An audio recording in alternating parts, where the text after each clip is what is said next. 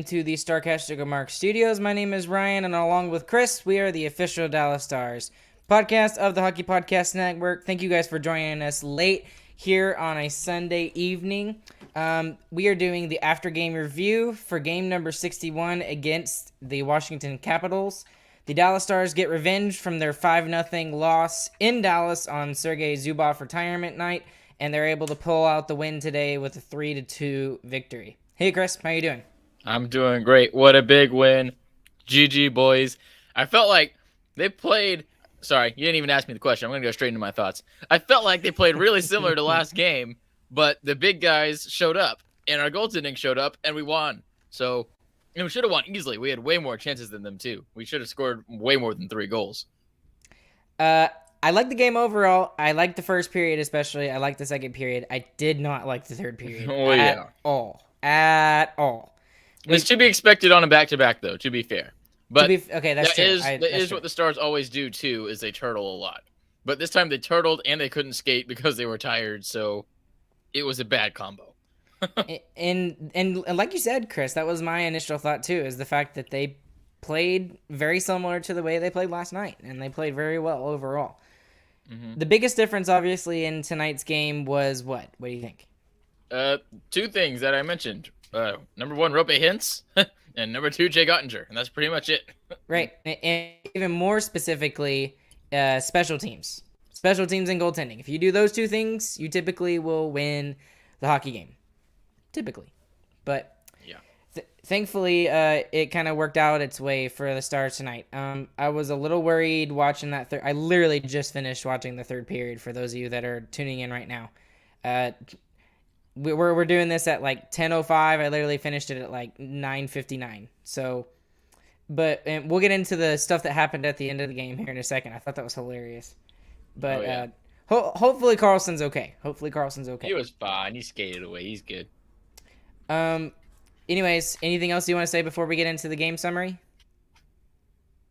2 matinees sucks. I already said that last game too, though, but whatever. Yeah, I hate matinees. But, well, you know what? I don't Nope, hate I hate matinees. matinees. I'll say it. I don't hate matinees. It just when they're back-to-back, they suck. That's all. Mm-hmm. Okay, first things first. Hanley is in for Harley before the game even starts. Agree or disagree? Oh my gosh, I forgot. That's idiotic. I understand it. It's less idiotic than benching Gurianov. It's still stupid, though. Why?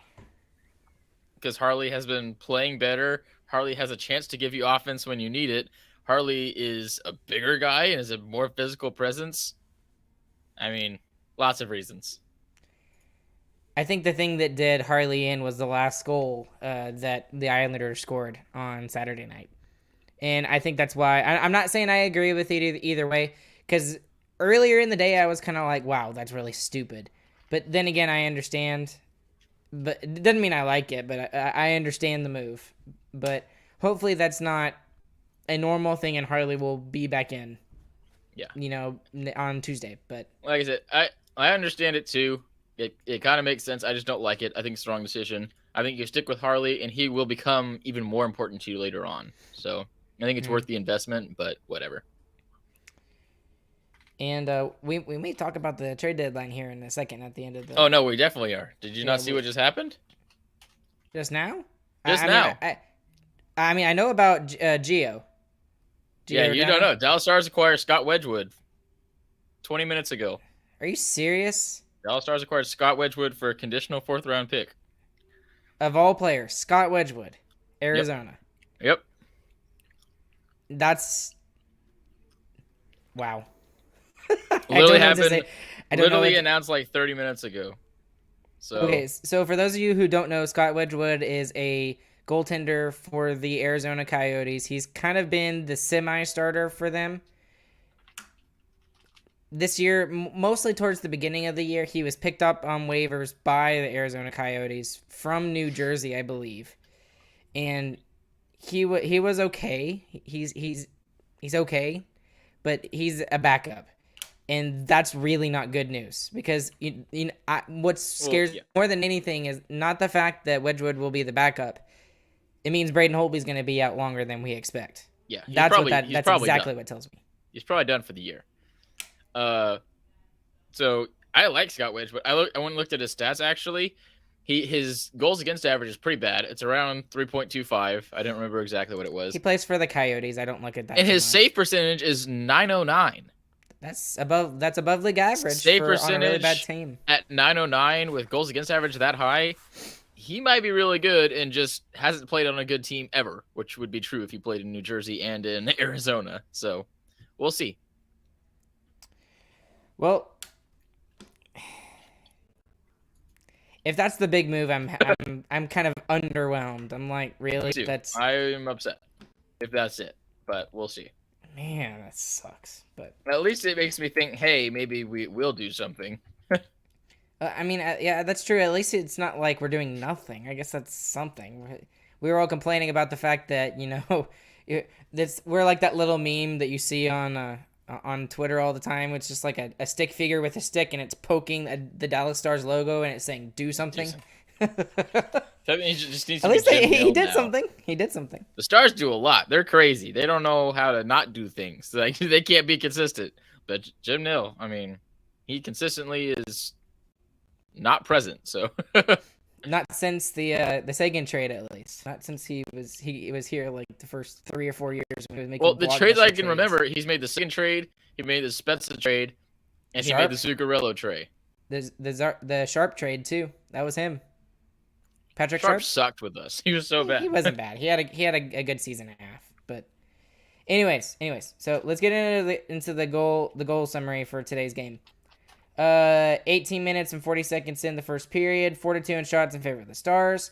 Stars would score the first goal from a Rads tip-in off to the side of the net from the Lindell point shot. And with that goal, Studenic gets his first point as a Dallas Star. What'd you think? Studenic looked great all night long, especially on that Radulov Ben Studenic line. That looks good. I like that. All the lines looked really solid tonight. They did. And they looked good in the last game. Except the fourth line. Well, the fourth line's the fourth line. I mean, what are you gonna do? Put KV. Actually, had a great fourth line. This is kind of the first year our fourth line has been really bad, and they're very bad. So that would make it 1-0 Dallas early in the first period. Great way to start off. There's a big hit by Hakanpää to force the Capitals offside. Otter would make a save on Sheary in the slot. Klingberg hits the post after a really bad Washington turnover. And then Washington would get the first power play of the game, which we haven't talked about yet, which we should talk about. And that is the first power play of the game for Washington. Hakanpää is the one that gets the penalty for holding. It's a good first clear by the PK, and the Stars are able to kill it. During the break, the first TV timeout, Holtby gets a standing ovation from the Washington crowd. Obviously, that's where he played for a decade, won a Stanley Cup there, and they were showering him with loves and chants and everything. Just wish we could see him come play. That would have been awesome. I mean, like they said, he had 299 career wins, and it would have been cool for him to get to play tonight and get his 300th career win. But yeah, that would have been cool. But again, that Scott Wedgwood transaction, which I had no idea about before starting this, happened. That scares me. That really does scare me. It really does. Not a good sign. Anyways, Robo would take a hooking penalty on Wilson and give the Washington Capitals their second power play. Jordan Carlson would get a shot and a chance, but again, nothing there. Foxa blocks an Ovi shot, and it looked scary at first. It looked like Foxa was going to be out, but he would stay in the game, and it was another penalty kill. Pavelski had a chance. Gary had a chance off the rush. And then about 6 minutes and 47 seconds in, I want to stop here for a second and talk about him. Studenic, I like this guy a lot. And maybe it's just because he's faster, and I'm noticing him more on the ice because he's a little bit more, I'm trying to think of the right word to say.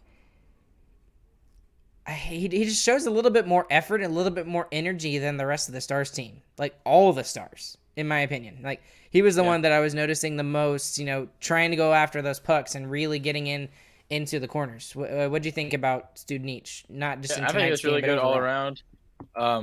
Offensively, he still has some issues because he had some he was had in some position chances. to make a lot of good have a lot of good chances, and he kind of just squandered all of them. Yeah. But on the forecheck especially, he was very good. He always found a way to get the puck.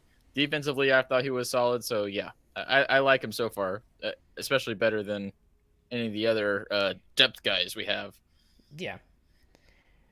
Shots are evened up at this point with about 5 minutes remaining, 8-8 even. Klingberg was very noticeable in the offensive zone in the first period for me. I wrote that down with exactly 5 remaining.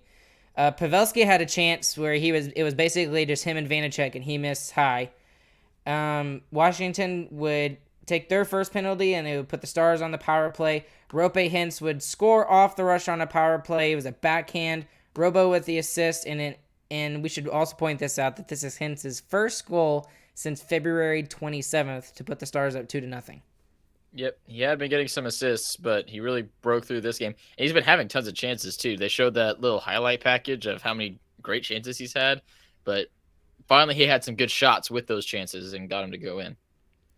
And then even after this goal, we mentioned the Klingberg post, but Studenic, who we just talked about, also hit the post as well. So I think Klingberg hit the left post, Studenic hit the right post. So could have been 4-0 early in that first period. So great first period by the Stars.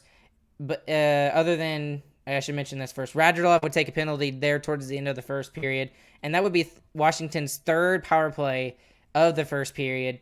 And just in general, I thought in the first period that the Stars were more competitive than Washington, just in general. They came out stronger. They wanted it more.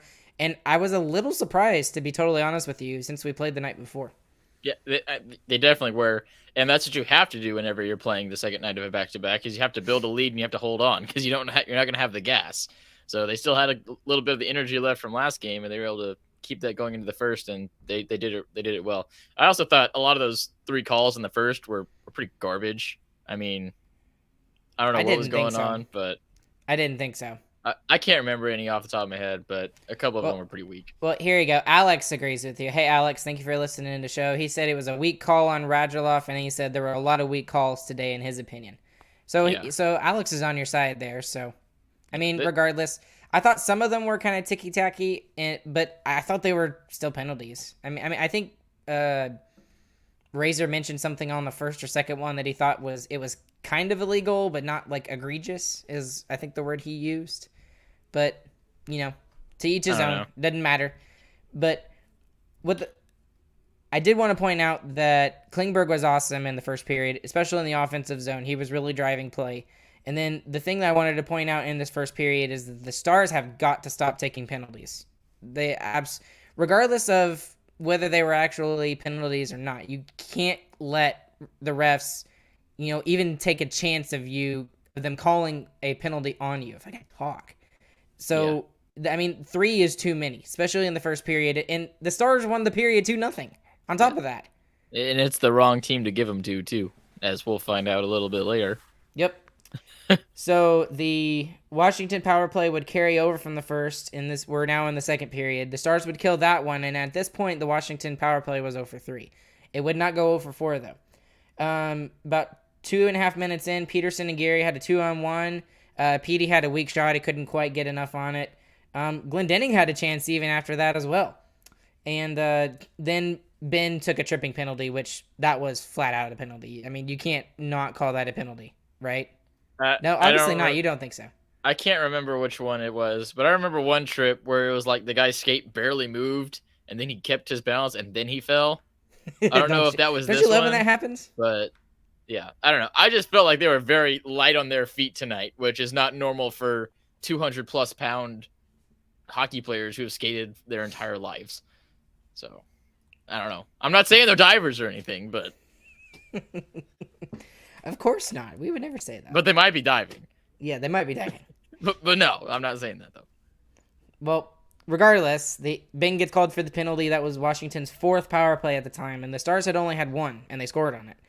And then I wrote, gotta stop taking penalties, and literally as I'm writing that, about 5 minutes in, holy crap, Ovechkin scores his 40th of the year, and I wrote down, wow, geez, what a shot. That's all I wrote. I didn't write anything about how bad the Stars kind of they should have won that faceoff.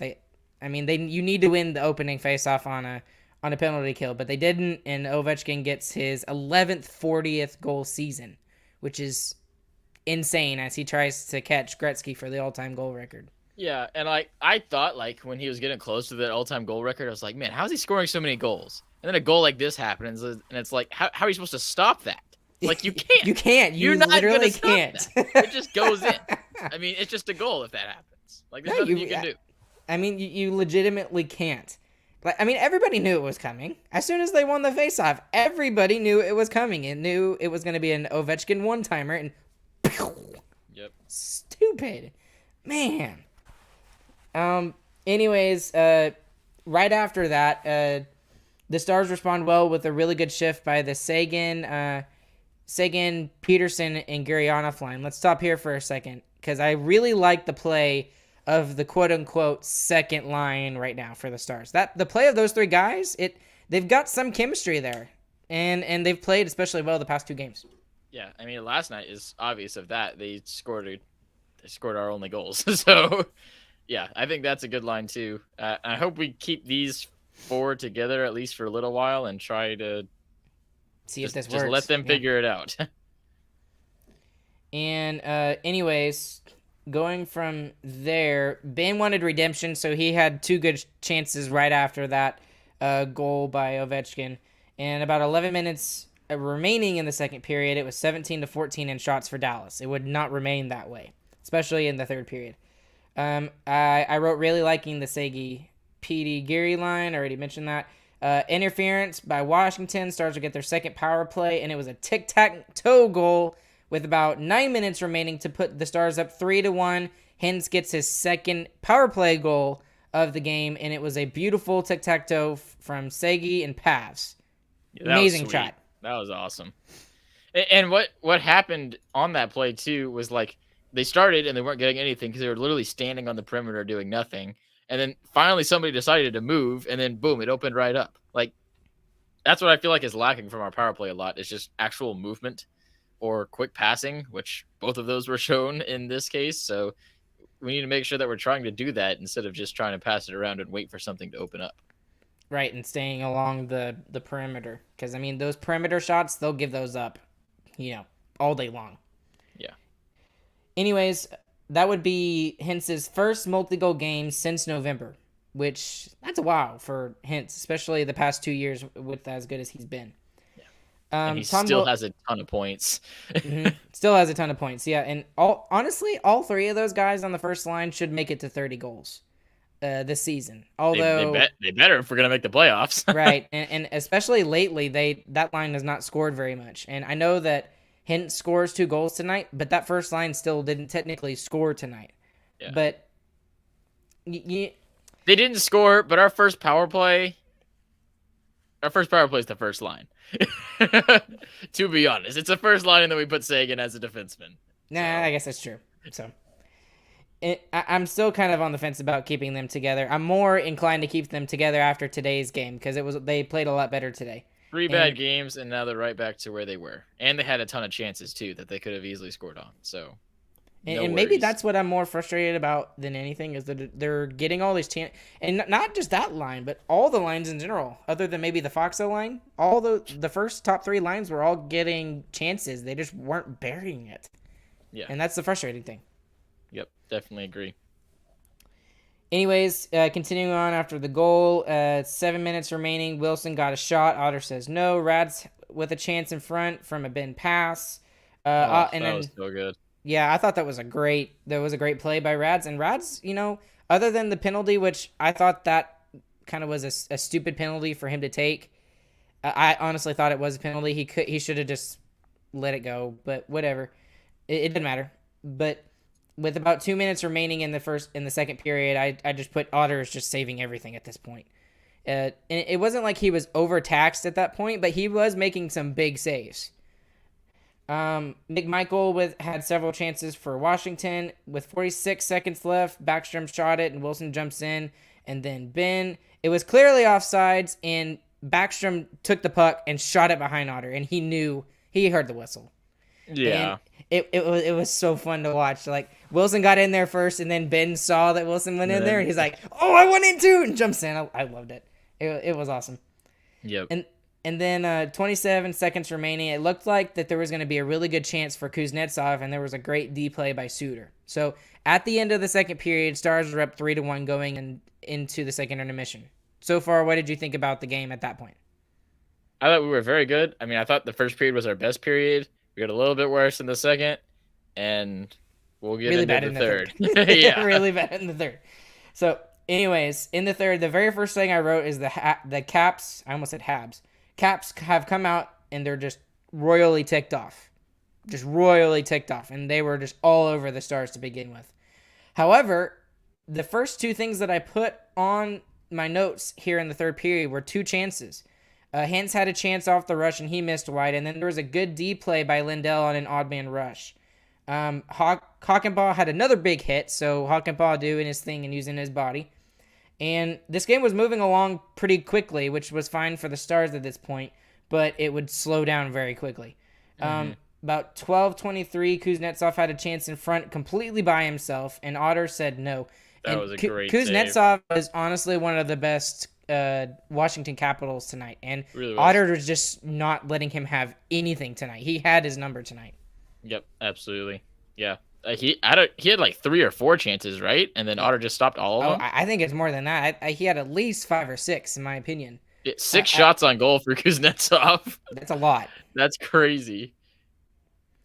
And then right after he makes that save, Otter makes that save, they bring up this chart, and Otter has had the most starts since February other than Connor Hellebuyck.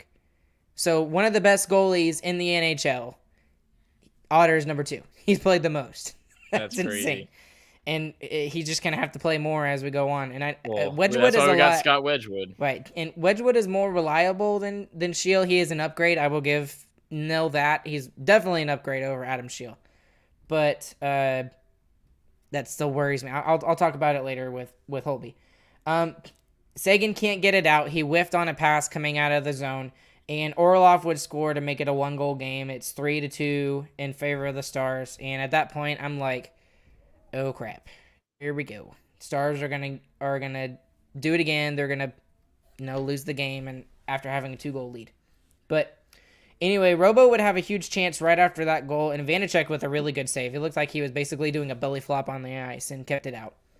The shots in the period at that point were 5-1 in favor of the Caps. It would get a lot worse than that. Hathaway would take a penalty, and the Stars would go back on the power play for the third time. It was goalie interference after contact to Otter's head. What did you think about that? It was absolutely goalie interference. The first thing that contacted Otter was the Capitals player, and he wasn't pushed in. I mean, he glided by, but no, that's interference. That's bullcrap. I'm just asking because there were some mixed emotions when it came, not to the Stars. The Stars fans in general were like, yeah, that was interference. But I was surprised. Washington fans, I was looking on Twitter, they were kind of half and half on it. How are you half and half on that? If you believe that, then like I got a bridge to sell you in like, I don't know, Washington or something. I don't know how that saying goes. A White House. He's got a White House to sell you. Anyways, Sherry had a shorthanded chance. Really bad chance to give up, especially in the third period, and you have a power play, and you're trying to make it a 2-goal game again. Otter would say no. Caps would kill it off. And basically, at this point, the last 10 minutes in the game, it's the Otter show. Completely, 100%. The Stars were playing okay defense in front of him, but Otter was still making huge, ginormous saves. And, I mean, that's what I've got 2 or 3 notes about Otter, just big saves here in the last 5 minutes. And that's really the whole third period, because we already talked about 3 or 4 big saves that he made before this point, too. Mm-hmm. So the third period was Otter's, and he dominated it. He was great. The biggest one out of the 3 that I've got on here on my notes was the Karlsson shot. That should have been a goal. 100% should have been a goal. But lucky for us, Karlsson kind of missed it. I wouldn't say he whiffed it, but he definitely missed it. He should have made it. But anyway, at the 5:52 mark in the third, like I said, the shots would get worse. It was 11-1 in favor of the Caps at that point. Raffl would take a tripping penalty And that's when I'm like, that we're really just trying to give them the game. Like, we're just like, here, 2 points in a gift bag. Here you go, Capitals, take it. And me just getting more and more frustrated. However, thankfully, they would be able to kill that off. And then let's just go ahead and talk about what happened at the end. Yeah. Ben before the other Ben thing, the first Ben thing, he should have been called for a penalty. Yeah. It should have been 5-on-3 if you call the rule book like you're supposed to. But you do agree on that should have been a penalty. Yeah, that should have been a penalty, but they already had 5 power plays, so it's not a penalty. That's how it works in the NHL right now. I hate that. I hate that because if the Stars were in the same boat as the Capitals were at that point, I would want them to call that play. Well, if we only had 3 and they had 5, then we would get it. I mean, when you're light on your skates all night long, karma comes around is all I'm going to say. Like, you go down easy that often, you're not going to get it whenever you're 5-on-4, so. And then, so the penalty kill holds, Stars would kill it off, so they only allowed the 1 power play goal tonight out of the 5 or 6 chances that it was. And the Caps would pull their goalie with an empty netter with 2 minutes remaining, and then I literally just put Ben again. I didn't write anything else. With about 25 seconds remaining in the third period, Ben does Ben things. What did you think? He cross-checked him. That's not allowed. I don't know why. I'm sorry to Capitals fans who may be listening to this, because I shouldn't be laughing, because that was really, really dangerous. It was really scary. He's okay, so we're allowed to laugh. Okay, yes. Maybe that's why I'm laughing, because I know that he's okay. But dang, I thought we were screwed at that point. Yeah, so Ben did the penalty. He didn't even try and go for the puck. He just cross-checked him in the hip. And then the dude flies into the boards. Hey, and then face Ben first. just fights everybody. Yeah, and then it looked like for a second that it was so funny because it was almost like the other 4 guys that were on the ice for the Capitals were just contemplating, like, okay, do we take the puck and go down and score, or do we go after Ben and, like, destroy him? And then it was like they were trying to fight themselves, trying to figure out what they wanted to do, and finally they're just like, oh, screw it, and they just went after Ben. And it was like Jamie Benn and 4 Washington Capitals players, and he was just like, yeah, bring him on, buddy. Just going at it. He's trying to, I mean, and you could see him at the bottom of the pile after they've pulled everybody off. He's got his helmet off, and he's just sitting there with a smirk on his face, and it's like, that dude's crazy. I know. And of course, Tom Wilson was on the ice for all this too. Oh man, I wanted to see a fight between those 2 guys. I really did. I really did so sweet. Badly. Yeah. I mean, and you know, in Tom Wilson's favor, he is a guy that teeter-totters on the line between what is illegal and illegal. He teeters a lot more than he totters, is all I'm gonna say. That's also true. But if he was on the Stars, we would love him. I have no doubt about that. He's basically he reminds me of Antoine Roussel, but can actually score and is a top 6 forward. That's what I think Tom Wilson is. But whatever. Anyways, I loved it. The Stars would be 4-on-4 after that brouhaha, and they would pull only 20 seconds. So yeah, I mean it was only 20 seconds. They pull their goalie again. Nothing happens. Stars win it, get the 2 points. What do you think? Good game. Yeah. Needed the 2 points. Pavelski said at the end, every game's a big game. Agreed. He's right. And this is a big 2 points. The next 2 points is going to be a big 2 points as well.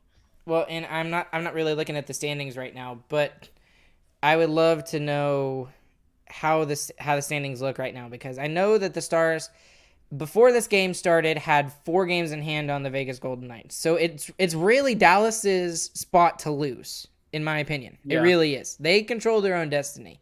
Vegas does not.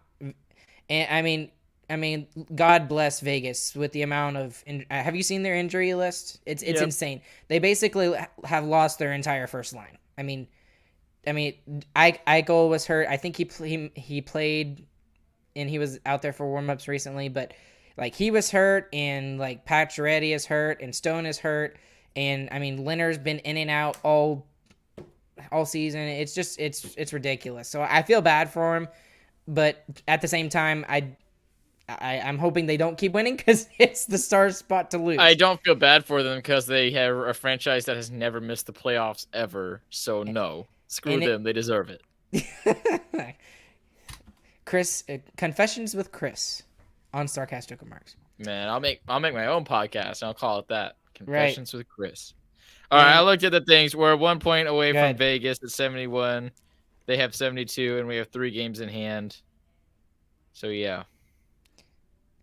It's not like Washington needed the points anyways, right? They're 13 points ahead of the next closest team in the East. Yeah, these conferences are weird. It's stupid, man. The East is like so set. Like it's set. Yeah, it's done.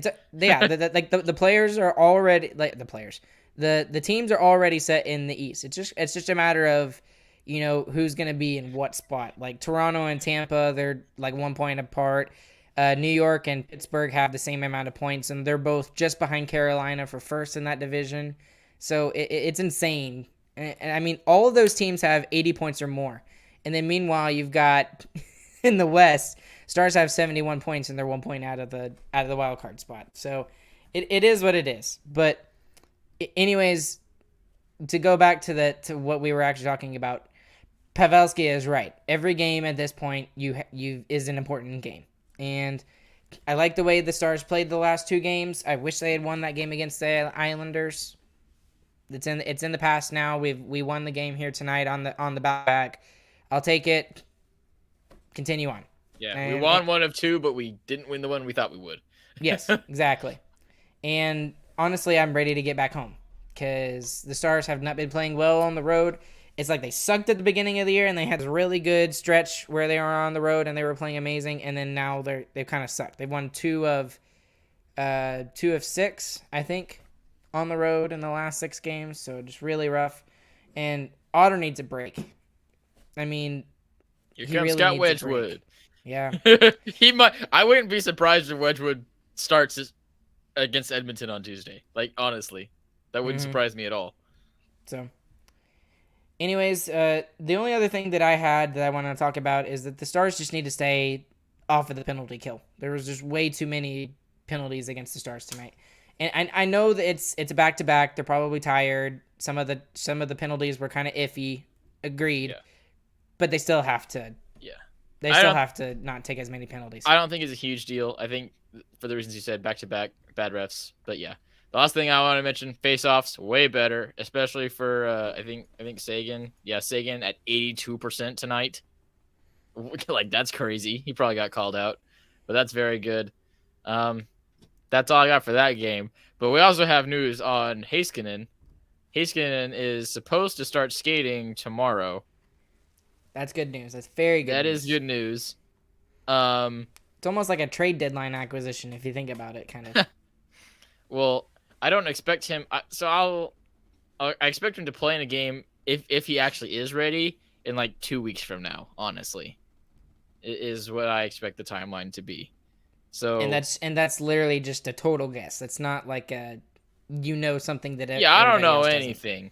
But like when you come back from like, hey, can you say that again? No, can you say that again? I'm not gonna let you clip it. But I expect him to be back for April, which is good because April is also jam-packed full of hockey games. So. All right. Well, do you want to get into some of these trades real quick? Yeah, there's a couple of big ones. I didn't even keep track of them. Boston Bruins. Just tell me about them. Yep, I'll just tell you as I go. There's a trade tracker on the NHL app, so I'll just go through them. Some of them are just whatever. One of the busiest teams, obviously, has been the Florida Panthers. They're really trying to get out of the first round. They're really trying to get out of the first round. For those of you that don't know, the Panthers have not won a playoff series since 1996. So that's a big deal. That's before Chris was born. And I was 3. I was 3 when that happened. So it's been a long time, and they look insanely stacked. It is very scary to look at both their blue line and their goalies and their forward groups. It's just meh. But anyways, let's just talk about obviously the big one, and we're just going to mention the big ones here. Florida Panthers would acquire forwards Claude Giroux, Connor Bunnaman, and German Rupsov in a 5th-round pick in exchange for 2024 draft pick from the Philadelphia Flyers in exchange for forward Owen Tippett, a 1st-round pick in 2024 or 2025 and a 3rd-round pick in the 2023. Basically, Giroux goes to Florida. Yeah. Is what it is. And Owen Tippett is the biggest one going the opposite way. And a lot of people were complaining in the Philadelphia world were complaining about the fact that they didn't get enough for Giroux. Well, here's the thing. They're right. They're exactly right. Giroux only wanted to go to one place. For the longest time, everyone thought that he wanted it was fine going to Colorado or Florida. He didn't want to go to Colorado. It was just Florida. And apparently, Colorado was actually more aggressive with their trade proposals than Florida was. So that's all Florida got, that's all Philadelphia got for Claude Giroux. So it is what it is. Florida would also pick up a defenseman from the Buffalo Sabres just as a depth move named Robert Hagg. Troy Stetcher, who's a decent defenseman for the Detroit Red Wings, he got traded to Los Angeles. But the other big move we should talk about is the Toronto Maple Leafs. And I hate mentioning the Toronto Maple Leafs because they get all the media in the world from Sportsnet, but it is what it is. They would acquire forward Mark Giordano and Colin Blackwell from the Seattle Kraken in exchange for a 2nd-round pick in 2022, 2nd-round pick in 2023, and a 3rd-round pick in 2024. So really, Seattle's just loading up on picks, and Mark Giordano goes the other way to Toronto. So what do you think about that? Good move for Toronto?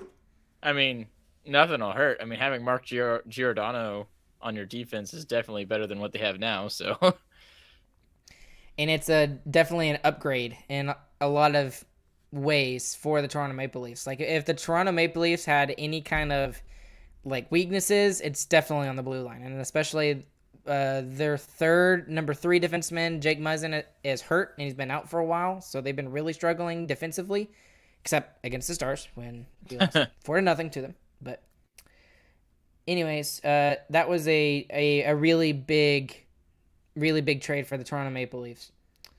And I'm trying to think of if there was any other ones that. Okay, so yeah, here's another decent one. Tampa Bay is doing Tampa Bay things again. They would get Brandon Hagel from the Chicago Blackhawks. He has 21 goals on the season. He's only 23, so he's really young. He has like a 1.5 cap hit for the next 2 years. And he got traded to Chicago along with 2 4th-round picks. And the Blackhawks received... He got traded from Chicago. From Chicago to Tampa Bay. Right. Did I mention that? Say that wrong? Yeah, you said it backwards. Thank you, Chris. And then they would get Kachuk, Radish, and 2 conditional 1st-round picks from the Toronto. Oh my gosh, from the Tampa Bay Lightning. So I mean, Brandon Hagel is not like a superstar, but the fact that he got, that Chicago basically got 2 1st-round picks for him, that's insane. It's a solid depth scoring thing, and Tampa Bay's already got 2 cups and no real backup plans after this. So yeah, sell all your picks, win as much as you can, and then go down into the depths for 10 years, I guess. And I should also mention this because I thought this was really interesting too. I don't know if I might have mentioned this yesterday, that there were talks between Minnesota and Chicago for Marc-Andre Fleury to go to Minnesota. Apparently, I don't know. Obviously, Marc-Andre Fleury has the no movement clause, so he would have to sign off on it. But the fact that even happens, that's kind of a bad thing for the Stars, especially. Yeah, I think Fleury moves before the season ends. So, and we'll find out tomorrow by 2:00 before the cap ends. Yeah, you know what I meant, but yeah. Yep.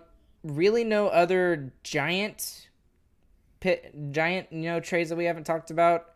Florida did acquire Ben Sherratt from the Canadiens, but that's kind of he's like a bottom 4 guy. He's not a top 2 guy, but he's definitely a bottom 4 guy. Calgary would get Kelly Arncrook from the Seattle Kraken. And I mean, Seattle Kraken's just all over the place here. So obviously they're going a different route than Vegas did. Vegas was like let's make side deals with everybody and steal their players and go on a cup run, which they did. I think Seattle has something insane. Like they have like 30 picks over the next 3 years or something like that. So they're obviously looking toward the future and not being relevant over the next 3, 4, 5-ish years or something. But with all those picks, I mean, that's just more darts to throw at the dartboard to see if you can get, top players like Jason Robertson in the second round or something like that. Yeah, a classical entry team. So no more weird stuff. Yep. I think that's just about it. Other than the trade that the Stars, we haven't really seen anything else. Do we see anything else, Chris? I don't think so, but I really hope so. I haven't seen much rumors either, so I'm not very hopeful. The only other thing I've seen is the whole Nick Leddy thing. Nick Leddy to the Stars for a second round pick. Which I'm just not so like. sure about that. Yeah, I don't either. I'm just kind of like, meh, whatever. But no, I actively dislike it. Ardell says Petrie. Yep, I was just about to pull that up. Ardell says Petrie, calling it. I don't think so, man. I have heard nothing about Petrie to the Stars. But again, Jim Nill, he keeps it quiet. I mean, we did not see the Jason Spezza trade happening for the Stars. We didn't see the Tyler Seguin trade happening for the Stars. It was all in the dark. We never saw it coming, and then all of a sudden he just kind of pulls up at this and he's like, "Oh yeah, here you go. Here's a really good player who's gonna stay with the Stars for a long time and score a bunch of points." But somebody like Petrie is definitely something we need to go for. Like, get some size, get some experience, somebody who plays a lot, and see if he can play even better whenever he has more time to rest and isn't forced to play 25 minutes a night. So exactly. So, Florida, Carolina will mop the floor with the Leafs. Florida definitely will. Florida definitely will. Man, I mean the Leafs are screwed either way because when you look at it, let me pull this up. Okay, so if the Leafs, whoever they play, if they get third right now in the first round, they would have to play Tampa Bay. Right? Okay. If they leapfrog Tampa Bay, they still have to play Tampa Bay. They just get home ice advantage.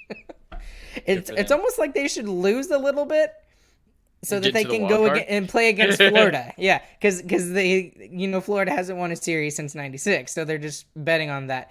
But again, if you do that, one of them has to win. They can't just both lose. I know someone has to get out of the first round finally, but I feel bad for Toronto. They're totally screwed. They're totally screwed either way.